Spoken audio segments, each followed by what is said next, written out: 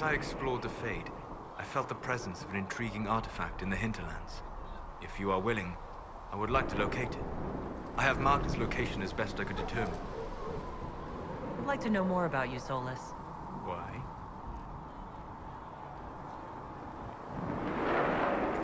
Why not? Privacy, caution, concern about the direction of this Inquisition once our work is done.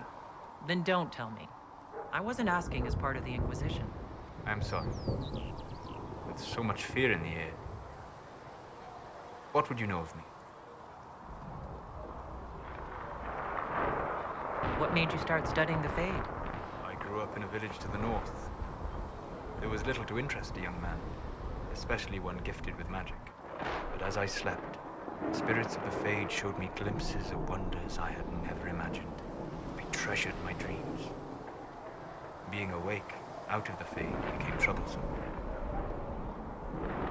Did spirits try to tempt you? No more than the brightly colored fruit is deliberately tempting you to eat it. I learned how to defend myself from more aggressive spirits, and how to interact safely with the rest. I learned how to control my dreams with full consciousness. There was so much I wanted to explore. I gather you didn't spend your entire life dreaming. No. Eventually, I was unable to find new areas in the Fade. Why? 2 reasons. First, the Fade reflects the world around it. Unless I traveled, I would never find anything new. Second, the Fade reflects and is limited by our imaginations.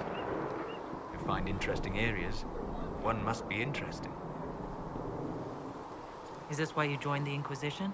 I joined the Inquisition because we were all in terrible danger. If our enemies destroy the world, I would have nowhere to lay my head while dreaming of the Fade. Well, it's not the worst reason I've heard to go out and enjoy life. I'm glad to hear it. In truth, I have enjoyed experiencing more of life to find more of the Fade. How so? You train to flick a dagger or an arrow to its target. The grace with which you move is a pleasing side benefit. You have chosen a path whose steps you do not dislike because it leads to a destination you enjoy. As have I. Have you always traveled and studied alone? Not at all. I have built many lasting friendships. Spirits of wisdom, possessed of ancient knowledge, happy to share what they had seen. Spirits of purpose helped me search. Even wisps, curious and playful, would point out treasures I might have missed. I don't know of any spirits by those names. They rarely seek this world. When they do, their natures do not often survive exposure to the people they encounter. Wisdom and purpose are too easily twisted into pride and desire. You're saying that you became friends with pride and desire demons? They were not demons for me. Meaning? The Fade reflects the minds of the living. If you expect a spirit of wisdom to be a pride demon, it will adapt. And if your mind is free of corrupting influences, if you understand the nature of the spirit, they can be fast friends. I'm impressed that you could become friends with spirits. Anyone who can dream has the potential. Few ever try. My friends comforted me in grief and shared my joy. Yet, because they exist without form, as we understand it, the Chantry declares that spirits are not truly people. Is Cassandra defined by her cheekbones and not her faith? Varric by his chest hair and not his wit?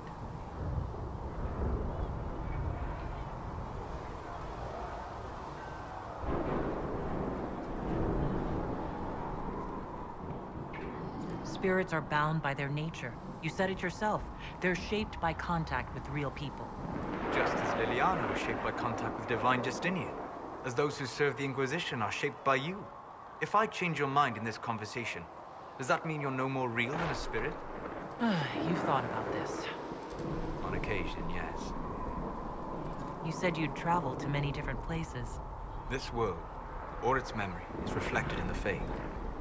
Dream in ancient ruins, you may see a city lost to history.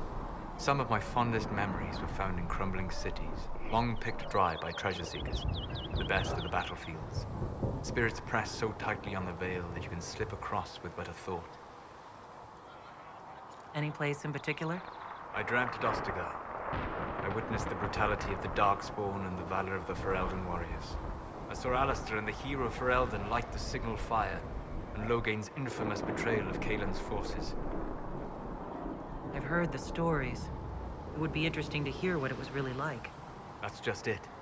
In the Fade, I see reflections created by spirits who react to the emotions of the warriors. One moment, I see heroic wardens lighting the fire and a power-mad villain sneering as he lets King Kaelin fall.